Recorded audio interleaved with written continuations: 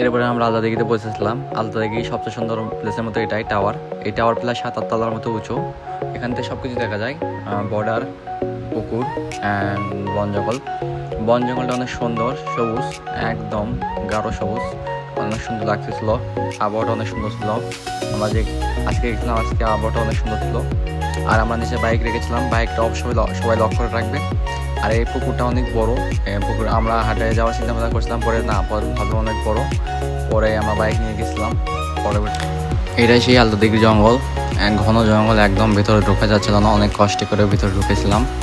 প্রায় 5 minute 10 minute বলে খুঁজছিলাম, অনেক জঙ্গলের ভেতর ঢোকাই যাচ্ছে না, এমন জঙ্গল, বাইরে এমন অবস্থা যে ঢোকা যাচ্ছিল না, অনেক কষ্ট করে ঢুকেছিলাম। তো ভেতরটা অনেক সুন্দর, যা ভেবেছিলাম অতটা ঘন জঙ্গল নয়, ভেতরটা অনেক ফাঁকা, অনেক সুন্দর। এখানে অনেক প্লেস আছে, দেখার মতো অনেক কিছু আছে, যেমন মাটির তৈরি অনেক উঁচু উঁচু অনেক কিছু আছে, দেখতে অনেক সুন্দর লাগে। আর এই জঙ্গলটা অনেক ঘন, আমি কোনোদিন জঙ্গলে ঢুকিনি, এই ফার্স্ট টাইম জীবনে প্রথম কোনো জঙ্গলে ঢুকতেছি। সুন্দরবনে তো যাওয়া হয় না, এই জঙ্গলটা সুন্দরবনের মতো ফিল পাওয়া যাবে, তার চেয়ে সুন্দর, ওটার চেয়ে সুন্দর। এই গাছটা এই গাছটা অনেক সুন্দর লাগতেছিল, সাপের মতো, প্রায় সাপের মতো উপরে উঠে চলে গিয়েছিল। দূরে থেকে আমরা ভয় পেয়েছিলাম যে সাপ নাকি, পরে দেখছিলাম না যে না, সাপ না, এটা গাছ। তবে অনেক সুন্দর।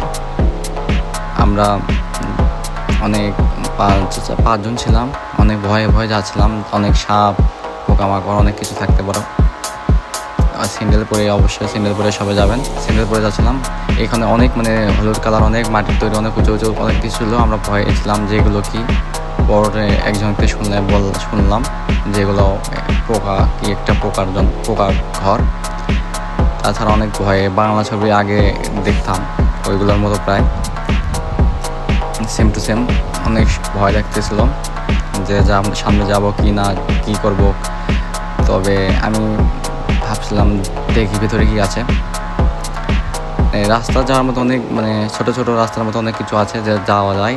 আমি ওগুলো ধরে আমি যাচ্ছিলাম। আমরা সবাই তো ভয় ছিল যে যাবো না, কিন্তু আমি যাচ্ছিলাম, দেখি যে ভিতরে কি আছে না আছে। ওরা বলতেছে এটা আছে ওটা আছে, আমি বলতেছিলাম না, দেখি কি আছে। তবে এইসব এর মধ্যে লাল যে পোকার এই যে ঘরগুলো উঁচু উঁচু, এগুলো সবচেয়ে ভয়ানক, দেখতে অনেক ভয় লাগে যে এর মধ্যে সাপ বের হবে কিনা। জঙ্গলটা অনেক ঘন, আমিও ভয় পাচ্ছিলাম, তবে যাচ্ছিলাম দেখি কি আছে ভিতরে। আপনি দেখতে থাকুন, অনেক সুন্দর। তবে একটা কথা বলে রাখি, সবাই সেফে থাকবেন। এবার এই জঙ্গলে যদি যাবেন, অবশ্যই সবাই সেফ হয়ে যাবেন, সিঙ্গেল করে যাবেন, তোমার সেফটি নিয়ে যাবেন, তাছাড়া তেমন কেউ যাবেন না, অনেক বিপজ্জনক।